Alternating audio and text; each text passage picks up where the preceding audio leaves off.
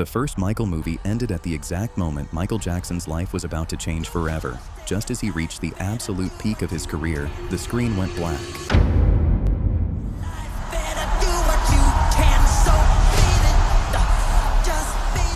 Almost 20 years of the biggest, most dramatic chapters of his life were left completely untold. But now, that story is finally moving forward. It is a lot, there's the whole Neverland of it all. We're having conversations about the story now. Michael 2 is actively being developed, with a large amount of footage already filmed during the production of the first movie. And if the sequel stays true to history, it can become even bigger, more emotional, and far more controversial than anything we've seen so far. The sequel will likely begin with one of the biggest achievements of his career, the release of Dangerous. By 1991, Michael Jackson had already become the biggest entertainer on Earth. But instead of repeating the formula that made Thriller the best-selling album of all time, he reinvented himself once again. He changed producers, he embraced New Jack Swing, he introduced a harder, more modern sound, and he created songs like Black or White, Remember the Time, Jam, Heal the World, and Who Is It? Commercially, the album became another worldwide phenomenon, selling over 32 million copies and launching one of the biggest tours of the decade. November 26, 1991 saw the debut of Michael Jackson's Dangerous. Anticipation was high for the new album, and sure enough, it entered at #1 on the Billboard charts. But after reaching another career peak, everything changed. In 1993, Michael Jackson faced allegations of misconduct. It is important to note that these were allegations, and Michael denied them. There have been many disgusting statements made recently concerning allegations of improper conduct on my part. These statements about me are totally false. As I have maintained from the very beginning, I am hoping for a speedy end to this horrifying experience to which I have been subjected. No criminal charges were filed in connection with that first investigation. The matter was later settled through a civil agreement without an admission of guilt. Regardless of where people stand, there is no question that this period permanently changed Michael Jackson's public image.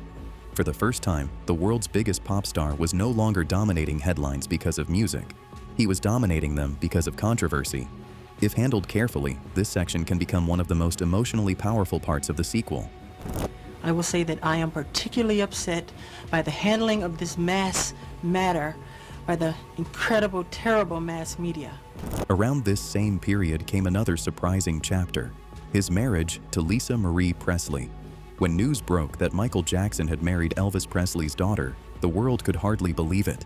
Some called it a genuine love story. Others believed it was a publicity move. And just think, nobody thought this would last.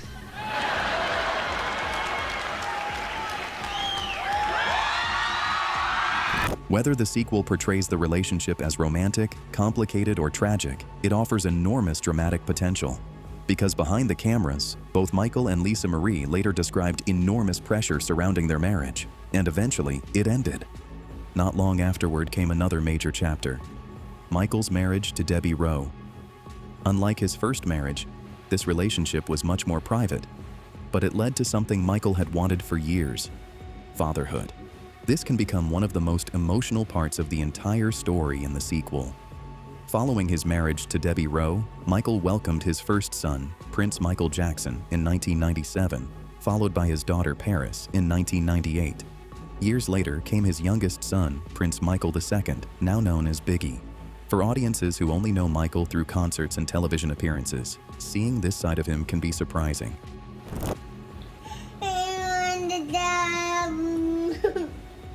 When it comes to distributing cookies, we get to see children's real personality. Here, come here. Prince, over here, before I grind you into hamburger. No! You want the cookie? Then you behave. Michael spoke many times about missing his own childhood because of constant rehearsals, recording sessions, and touring with the Jackson 5. In many ways, Neverland Ranch became his attempt to recreate the childhood he never had, which brings us to what will almost certainly become one of the sequel's biggest visual centerpieces, Neverland. Neverland appeals to the child inside of every man, woman, and child. If the first film recreated Havenhurst, Motown, and the Bad Tour, then the sequel has the opportunity to recreate one of the most famous private properties in the world, By the early 1990s, Neverland had become far more than a home. It was its own universe. Visitors often described arriving at Neverland as feeling like they had entered another world entirely. For Michael, that was exactly the point. He named it after Peter Pan's Neverland because he wanted to create a place where childhood never truly ended. Recent reports also revealed that the production team behind Michael actually filmed scenes at the real Neverland Ranch during production. That means audiences may finally get to see the property recreated on the biggest possible scale. And visually, it could become one of the highlights of the sequel. But Neverland was only one part of Michael's life during the 1990s. Professionally, he refused to slow down. If anything, some of his most ambitious work was still ahead of him. In 1995 came History, Past, Present, and Future. Book 1, one of the most personal albums of his entire career. Hi, everyone. It's shaping up as the musical event of the year. Michael Jackson's new double album, His Story, went on sale at midnight, and fans coast to coast turned out to snap up the first copies. Everybody here is a Michael Jackson fan. I mean, he draws the biggest crowds in the world, from young to old, and that's what everybody's here is for. Michael Jackson was no longer trying to ignore the criticism surrounding him. He confronted it directly. Songs like Scream, They Don't Care About Us, Earth Song, Stranger in Moscow, Childhood, Tabloid Junkie, and this time around became deeply personal reflections on fame, loneliness, media pressure, and public judgment. Many fans consider this Michael's most emotional album, not because it sold the most records, but because it revealed more about how he actually felt than almost anything else he ever released. Then came a new millennium, and another reinvention, Invincible. When the album arrived in 2001, expectations were almost impossible to meet. The project reportedly cost tens of millions of dollars and involved years of production. Songs like You Rock My World, Butterflies, Heaven Can Wait, and Speechless reminded audiences that Michael could still create beautiful music. But behind the scenes, tensions between Michael and Sony were growing rapidly. He publicly criticized the company and accused executives of failing to support the album. He openly challenged one of the biggest record labels in the world. Those conflicts marked another turning point in his career. Sony, Tommy Mottola. Tommy Mottola is the president of the record division. He is a mean, he's a racist, and he's very, very, very devilish. Then came one of the most controversial interviews in entertainment history, Martin Bashir's documentary, Living with Michael Jackson. At first, Bashir appeared sympathetic. He praised Michael publicly. He spoke warmly about him. But once the documentary aired, everything changed. The program focused heavily on Michael's private life and his relationship with children, creating enormous controversy around the world. Michael later said he felt betrayed by Bashir. I didn't know who you meant. Oh, that guy is a rat.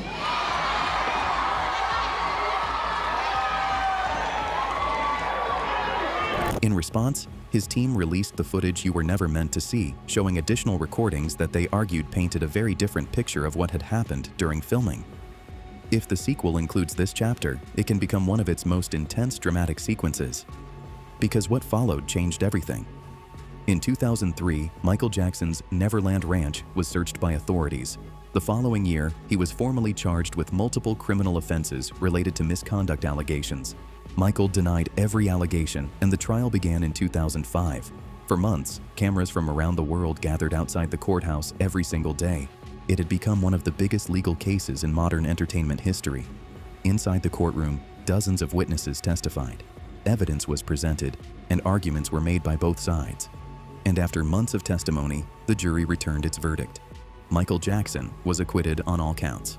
We, the jury, in the above entitled case, find the defendant not guilty of conspiracy as charged in count 1 of the indictment.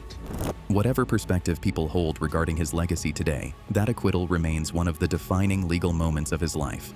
The upcoming sequel will almost certainly have to handle this chapter with extraordinary care, not only because it remains emotionally charged, but because it continues to shape discussions about Michael Jackson decades later. After the trial, Michael's life changed dramatically. He spent much of his time outside the United States. He lived in Bahrain for a period. Later, he moved between Ireland, Las Vegas, and Los Angeles while trying to rebuild both his career and his personal life. Public appearances became much rarer. The world's biggest superstar had become increasingly private. But in 2009, everything changed again. Standing before hundreds of reporters inside London's O2 Arena, Michael stepped onto the stage wearing a fitted black jacket and sunglasses. His message was simple: This is it.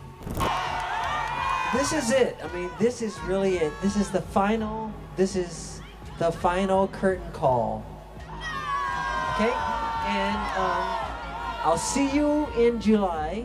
Those 3 words instantly became one of the biggest entertainment announcements in history. 50 concerts, 1 final tour, 1 last chance. Tickets disappeared almost instantly. Millions wanted to see Michael Jackson return to the stage one final time. And then, everything stopped. On June 25, 2009, Michael Jackson died at the age of 50. The news shocked the world. Television stations interrupted regular programming. Radio stations switched entirely to his music, and fans gathered outside hospitals, theaters, recording studios, and Neverland Ranch. Millions watched his memorial service. I was numb, very numb, because it was like a nightmare. Ending the sequel with those final rehearsals will likely be one of the most emotional conclusions possible, because audiences would already know what was coming. And yet, the story would not really end there, because Michael Jackson's legacy has continued growing long after his death, which is exactly why expectations for Michael 2 are already so high. If the first film was about the rise of Michael Jackson, the second can become the story of the man behind the legend, the father, the humanitarian, the global icon. If you enjoyed this video, don't forget to like, subscribe, and turn on notifications so you never miss our next deep dive into the life and legacy of Michael Jackson.